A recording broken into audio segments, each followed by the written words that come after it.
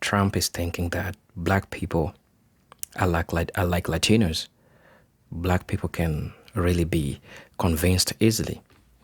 And you know what black people are telling Trump? You can go ahead and kick rocks with an open toe. We will never give you our black vote. So that's what black people are saying. The rest why I like black folks is that they are people that they learn so first, and they have the radar of knowing that somebody is now trying to play them to get the black vote. Right now, Trump is trying so much to get the black vote, and he'll do anything, he'll do everything to get the black vote. The same script that he used with the Latinos is the same script that right now he's trying to bring to black folks. And I know for the few coming years, it's going to make things easier. It's going to tend to make things easier for black people so that he can get that black vote. I mean, look at the executive order that Trump gave in regards to black Americans. Do you think that black Americans don't know that they are indigenous to the land of America? They are. They know. So why would you pass a law, something that is so open, that's a knowledge that is so open, that everyone knows? Why will you pass an executive order? It is because it's trying to relate so much to black people. While on the ground, while on the surface, it might make sense. Somebody might say that, you know what Trump is doing is right. Of course, what Trump is doing is right. But pause a little and think about it. Don't you think that there ain't a deal that it's something inside it?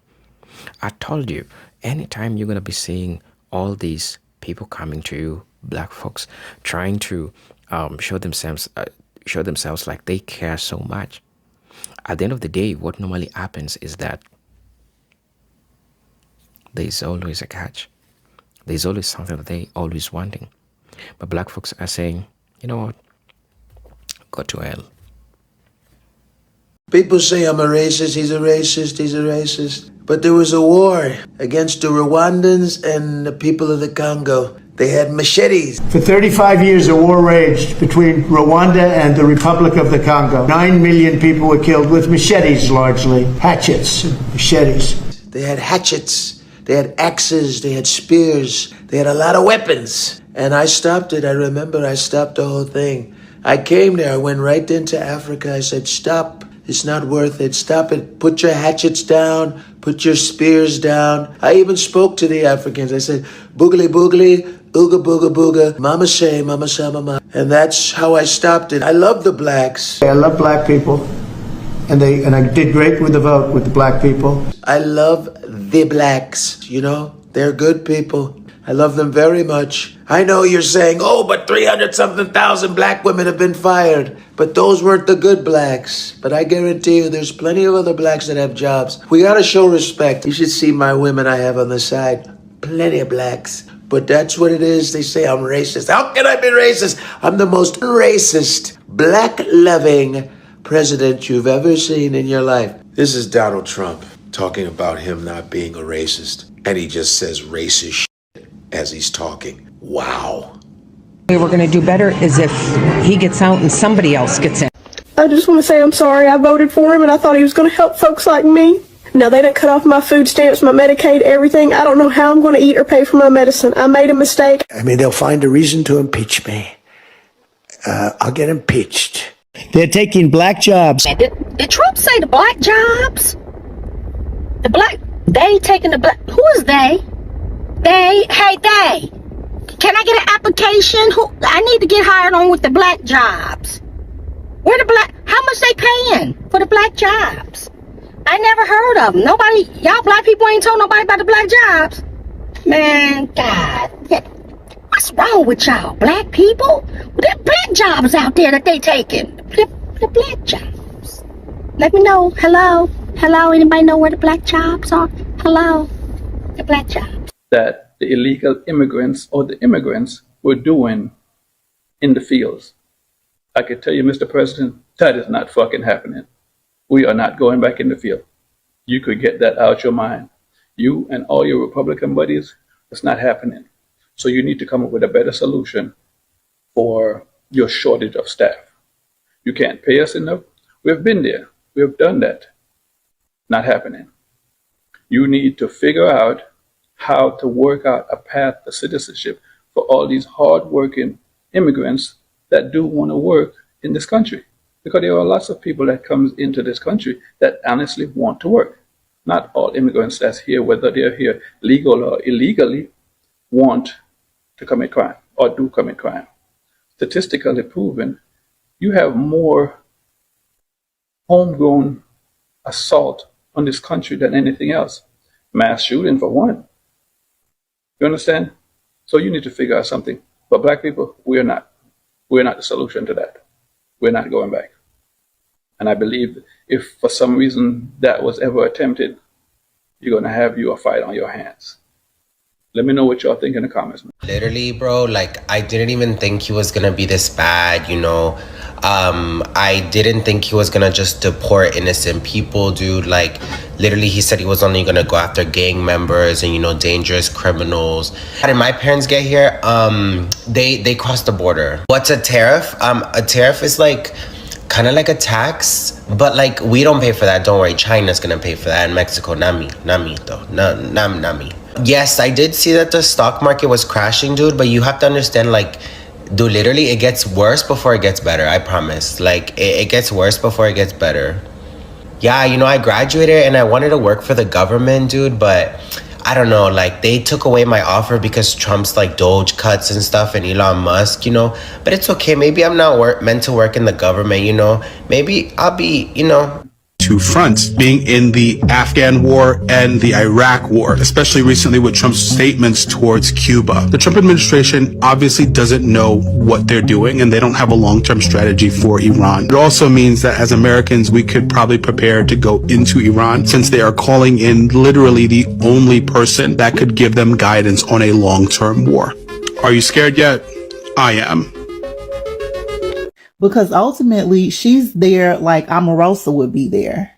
What exactly is she being brought in to, you know, provide advisement on? It'll be interesting to see how other political commentators comment on her inclusion in the conversations right now. I think it'll also be interesting to hear her perspective, how she viewed either her experience or just, you know, her thoughts. Because I remember how problematic she was and really just continues to be, you know. So I have been looking at kind of diverse perspectives, specifically from Black women on Condoleezza Rice at this point, because I think it's pretty interesting to see how Black women are, you know, kind of cheering her inclusion on. Like it seems like in the comment section and people who are posting videos, you know, that they're excited that she's there. They're saying things like, you know, Black women to the rescue. Black women always has to come in and save the day. You know, Condoleezza Rice has so many accomplishments, you know, and things like that. But I'm like, what is it that y'all think that she is going to do as it relates to saving something? Like, what is the context that you're putting out there about what it is that she, like, what her role is? And I just hope that we are able to, as Black women, have more of a critical lens around Black women in politics specifically, and also really deconstructing what inclusion and representation, what that means, and like when and how that's activated. Hey, Condi. Yeah, Condoleezza. Why are you going to the White House? What are you doing? Is it a fundraiser? Are you there to smell his farts? What's the deal, girl? Why are you there? The architect of the Iraq war. What's going on, girl? You going scorched earth? Well, we're about to. We are so about to. $2 billion worth of military assets lost in 3 or 4 days. That's pathetic. Absolutely pathetic. Y'all were not prepared for this because your ego got in the way. Because poor planning is how you plan. You don't actually look at all options. So Trump was in the Oval Office, discussing how he's headed to Chicago next to deploy the military to help fight crimes. Now, hearing him say that African American women are screaming for him to come fight crime in Chicago, I don't understand why this man just lies, because 92% of black women voted for Kamala. And why would a black woman would be screaming for him to help do anything? Does he not know that 92% of black women voted for Kamala? Y'all need to let y'all president know, because obviously he doesn't know. Policies. Here it is. If they let in hundreds or thousands of people who already have criminal records, if deporting them creates a mass deportation, I'm all for it. But what if rounded up in all of that are people who work on a farm? They're doing the jobs that Americans don't want to do. Does that worry you? That wouldn't be fair. Of course, they need to make sure that they don't throw away, they don't kick out, they don't deport people that are family oriented. Oh, okay. This is what the family told MSNBC. Mario and Mireya both crossed the border illegally as teenagers, but became citizens under President Ronald Reagan's amnesty. They see themselves as different from migrants crossing the border today. In what way do you think they're different? The people that are coming here are the criminals. The ones that did something bad in their country, they're running away from their law. Despite having close family members who are undocumented, Migrant invasion. they don't believe they'll end up in Trump's crosshairs. When you hear Trump promise mass deportations, do you worry about them? Yes and no, because the ones that I know, they're doing good. Is a conservative. She's pro-life. She voted for Trump, but she's regretting her decision because now she's pregnant with her third child. She's older, and there might be some complications where the child might not make it. And her doctor's saying, hey, you may need to go out of state to get a late-term abortion, right? So she's going through a panic. And she calls her husband to tell her what the doctor says. And her husband said, no, that's just a liberal doctor. Don't worry about it. First off, to that woman who's in this situation, I'm sorry. I hope the worst case scenario does not happen. I hope you have a healthy baby with no complications. I would never want anything to happen to you and your child. Never. I don't understand this need to listen to your husband over a medical professional. I don't get it. That's why a lot of us don't mess around with religion. That's why a lot of us don't play around with conservative men. Because I would want a husband, because everybody's like liberal husbands are, my liberal husband would immediately go, what state, how much money we need to gather, let's find a doctor, here's a directory. That is the type of partner you want. The problem with conservative men is that they think they know everything and they think they own their wives, even at the detriment of their wives. I don't understand, ma'am, how you could listen to a man that's not a doctor and politicians about your health care versus your doctor. And we have been telling y'all for so long, this narrative that they are pushing about late-term abortions, wrong. It's wrong. It's only if there's something wrong with the baby. It's not just for the fun of it. Because if that were the case, then that would just be murder. Trump, Greg Abbott, your husband, they are not going to help you if things ever really took a turning point. So please, think of yourself, think of your child, protect yourself, protect your child, and you make arrangements despite them. I regret voting for Trump. You guys told me I would, and here we are, just barely over a month after he was sworn in, and I have so many reasons, so many disappointments, and I've lost so many rights as a woman already. So I guess I'll just start listing the reasons why.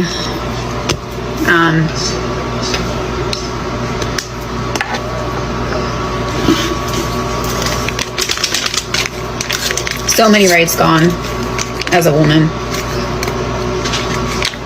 Starting with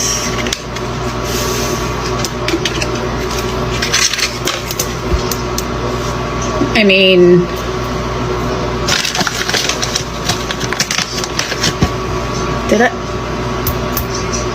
did I lose rights? I thought I did. See, I was told so many times by the left that I lost all of my rights because I'm a woman, so I mean, I thought for sure I did, but now that I'm trying to come up with a list, it's just not coming to the tip of my tongue here. I don't know. Maybe we'll try again after I do some research. I regret voting for Donald Trump. No, I'm just messing with y'all. I don't actually regret my vote. I do still think that he was a better option than Kamala Harris. But with that being said, I do just want to say that I do believe that he was going to be voted into office regardless of whether I voted for him or not. The more that I see things unfold, and yes, I was gone for 3 months, but I was still, you know, paying attention to the world and following things that were happening. I do genuinely believe that he was going to be enacted into office in order for certain biblical prophecies to be fulfilled.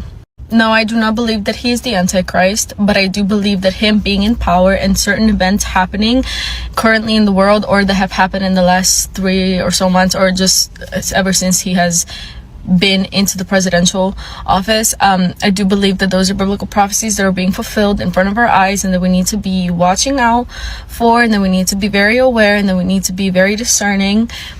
Like I said, I do not regret my vote for him because there are things that he's doing, that his cabinet is doing, that I do like and that I am in support of. But there's a lot of things that I look at and I'm like, you don't gotta be doing all this. I don't think that the Trump that we voted for is the same Trump now, or maybe not necessarily that. Let me rephrase. I do think that there was some deception, and I will be first to admit that some Christians, especially as me, we did fall for the deception. Again, he did fulfill his promise, or he did keep his promises when it comes to illegal immigration, like all the things that he was trying to do. But I am concerned with some of the things that he's currently doing. And I've always been very open in the fact that I don't like him. I don't like his personality. I don't like how he talks to people and about people. But I was always, like I always have said, I did and I do still think that he was a better option than Kamala Harris. That does not make me regret my vote, but it does throughout my 3 months being off TikTok and, you know, kind of leaving that echo chamber. I have realized the left wing, the right wing, they're all a part of the same bird. It's just controlled by the same people. Neither the liberals are better nor the conservatives are better. So at this point, like, enough with the labels. I am not a conservative. I'm a follower of Christ. Yes, my values and my opinions and morals and beliefs do more closely align with the conservative values. However, I have decided to no longer apply this label to me that I'm a Christian conservative. I am just a follower of Christ. I'm a daughter of the Most High King. Because as Christians, the only thing that we can do is pray. Prayer is powerful. The only thing that we can do is pray for the people in power, that they will make the right choices and lead us. But at the same time, I have realized that our world is just going downhill. All these biblical prophecies are unfolding right in front of our eyes. And some of y'all are blind to see it, or just don't have the discernment to see it, or you don't want to admit that that is what we're seeing. Which I don't necessarily blame you for. It takes a certain spirit of discernment to see these things that are happening in the world and to say, yes, God warned us about this and we need to be watchful about them. There's a few things that come to mind. I'm not going to go super in depth about all of them. But for example, the peace treaty being signed in the Middle East, Trump receiving an award and being called the Prince of Peace. Again, there's things that I like that he was doing, like with immigration and stuff. But there are certain limits that are being crossed. And again, I do not regret my vote, but I am being more aware of the fact that regardless of who I voted for, this was going to unfold. The Bible warned us about this, and I'm not trying to fearmonger, but there are things happening right now, and there are going to be things happening in the near and distant future that are specifically outlined in the Bible, and then we're not to be scared of them, but we are to continue to do what we're supposed to do, to read to spread the gospel, to reach other people, to show them Christ's love and his sacrifice for us, because that is how we reach. That is why I'm no longer interested in doing these lives and apologetics, because I realize and I understand now that people don't come into my lives because they're genuinely interested in learning a different perspective. People come for the debate. Let me get a gotcha moment. Let me clip this because people will think that I'm smart or whatever. People don't always have a genuine desire to know Christ. And breaking news, I couldn't wait to share this story with you. Donald Trump is calling on a black woman to help him get out of the mess he's created in Iran. That's right. Donald Trump, the man who has attacked every black person with expertise in his administration, who's taken rank away from black generals, saying they only achieved their rank by DEI. The same man who took black history books from the military libraries. Well, today, a CNN reporter saw Condoleezza Rice quietly entering the White House. If you're not old enough to remember, Condoleezza Rice was the national security advisor during the period of 9/11, the Iraq War, under George W. Bush. Now, she's not a Fox News host. She's not a social media influencer like most of the people in Trump's cabinet. She happens to have a PhD in political science and is considered a brilliant person when it comes to the understanding of foreign affairs and geopolitics. So all of Trump's influencers are not very helpful in this situation.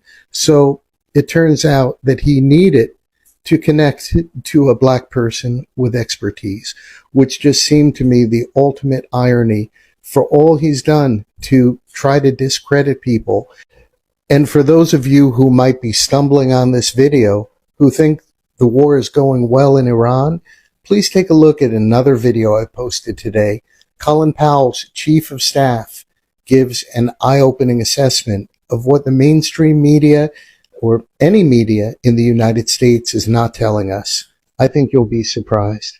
That's the video. Thank you for watching. See you in the next one.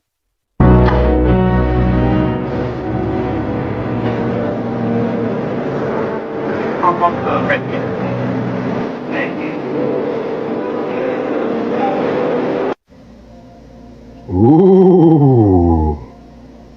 Who's that lady, y'all? Y'all know who that lady is? I know some of you old heads know who that is, but you young heads, that's Condoleezza Rice with Trump.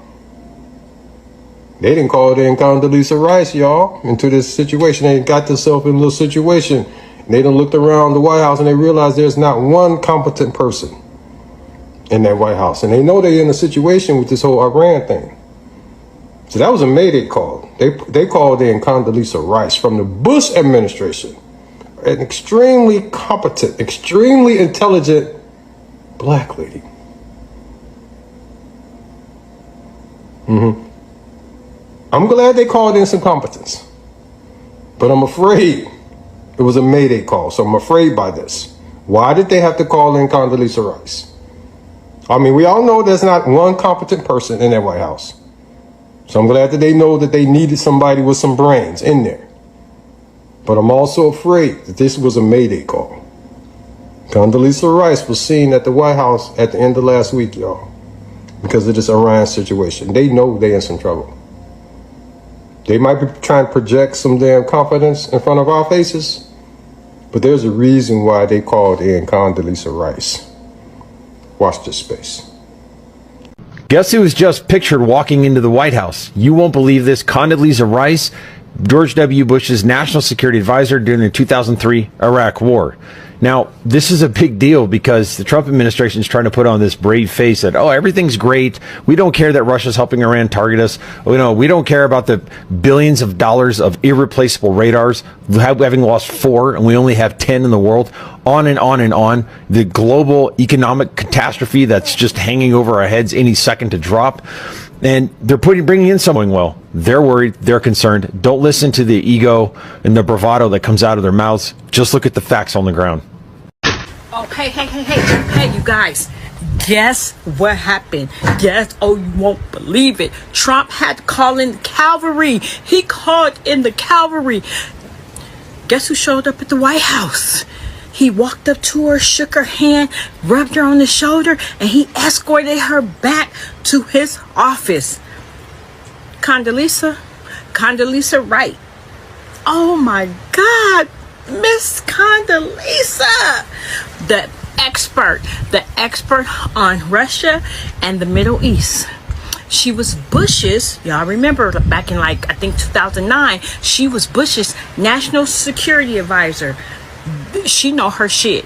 So I guess this war that Trump has started is not going the way he expected it to go. Guess who he called in? Yeah, he had to call in the GOAT. He called in Condoleezza to help him out. I know he's getting advice. I know he's trying to figure out how to fix this shit, how to get it right, what to do, because he don't have nobody, not one person that can get this right. None of the people that work for him that are in his, they're not experts in none of this shit. They barely got their degrees. Don't know shit about shit.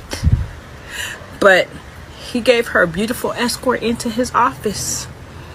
Let's see what she has to say, or what she's gonna do, or how much she needs to dig him out of this shit. But I was so glad to see her, and she looked good. She looked good. I hate that she got to be here, because she's supposed to be chilling on the beach somewhere, enjoying her life, not doing this bullshit. But if anybody can do it, if anybody can get some intel, if anybody can advise to be on some intel, it will be her. Colin Powell is dead. So is Dick Cheney and Donald Rumsfeld. The only two people that are still alive that had anything to do directly with the war in Iraq are George W. Bush and Condoleezza Rice. Recently, Condoleezza Rice was seen at the White House, and Trump has referenced her personally. Condoleezza Rice is a powerhouse as far as foreign policy goes. In the 1980s, she was a nuclear strategist and a foreign relations strategist as well. She speaks fluent Russian, and in addition to that, she has direct involvement in both North Korea and Iran. Also, Condoleezza Rice knows what it's like to wage war on two fronts, being in the Afghan war and the Iraq war, especially recently with Trump's statements towards Cuba. The Trump administration obviously doesn't know what they're doing, and they don't have a long-term strategy for Iran. It also means that as Americans, we could probably prepare to go into Iran, since they are calling in literally the only person that could give them guidance on a long-term war.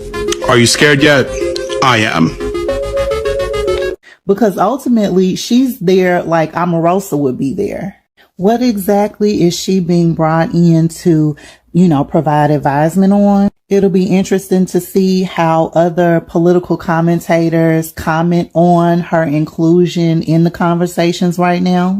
I think it'll also be interesting to hear her perspective, how she viewed either her experience or just Black women. Trump finally came through for us, and I know we've been waiting, Black women, saying is he gonna he tearing up so much ish, is he ever gonna do anything for us, like something that we need, that Black women deserve? Y'all, so I heard that Schindler in Chief is giving us back our own bathrooms. And listen, I cannot be more excited. You mean to tell me that I no longer have to share a restroom with people who don't wash their hands? They don't even use washcloths. Or they'll sit on the toilet seat without lining and won't even squat.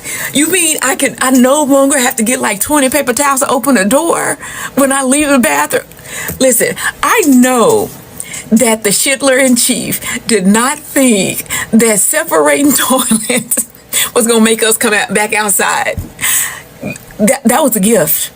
You know what? I know y'all listen, Black women. I know we don't like a lot of things that Trump is doing, and we're gonna get back to our regular scheduled program tomorrow, right? Because he's gonna do something else stupid. But today, we're gonna thank him for giving us our bathrooms back. Now, listen, y'all go see the videos.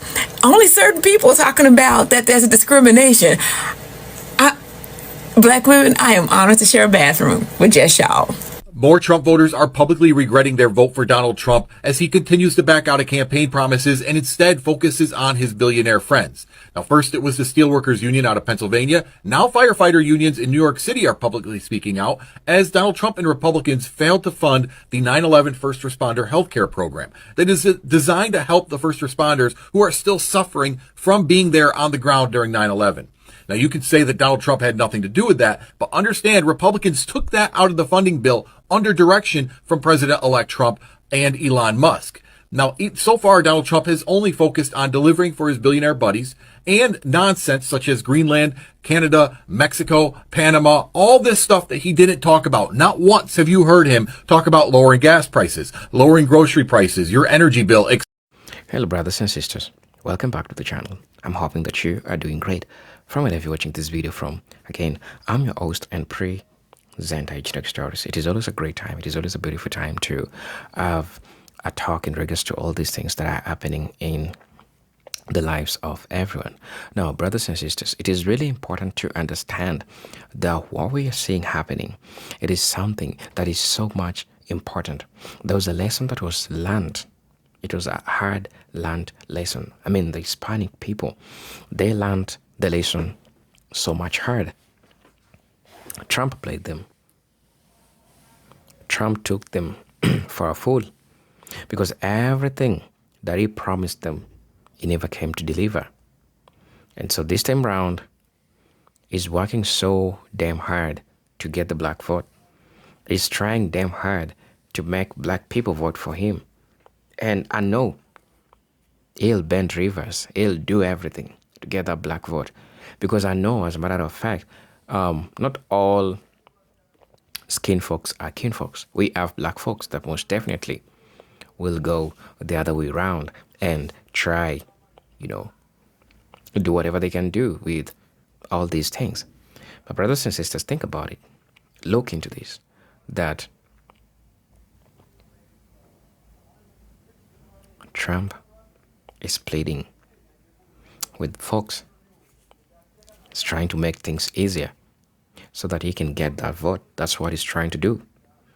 It's working so much hard to get that vote. So, brothers and sisters, I want us to listen what black folks were saying in regards to this. Somebody said that any black person who voted and will still do is so damn crazy. It almost means that they have not yet realized that Trump is the world's biggest racist.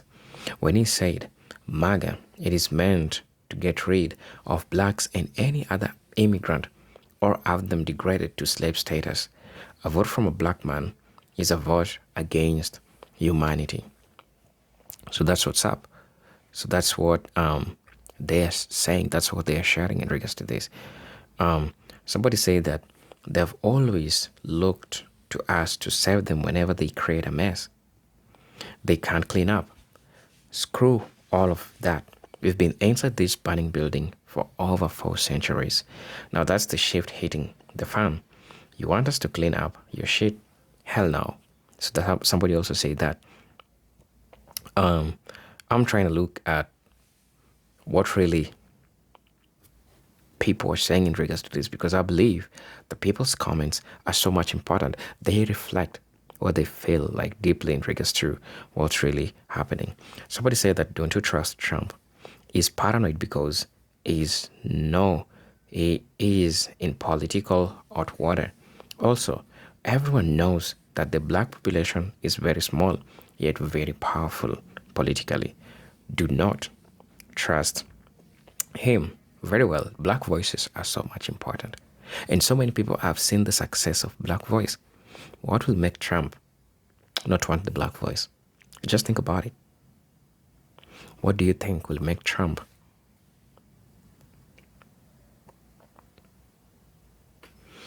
Somebody said that whenever it comes to us, they've always shown the right hand of fellowship, but the left hand you hide behind your back as the butcher's knife.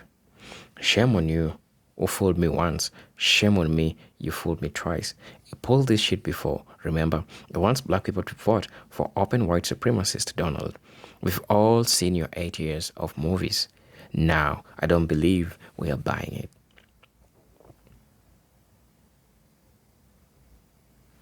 Somebody also say that, why do people so filled with hate and greed abuse their power and then crawl to their victims to help them like it's toxic ex wanting to get back together.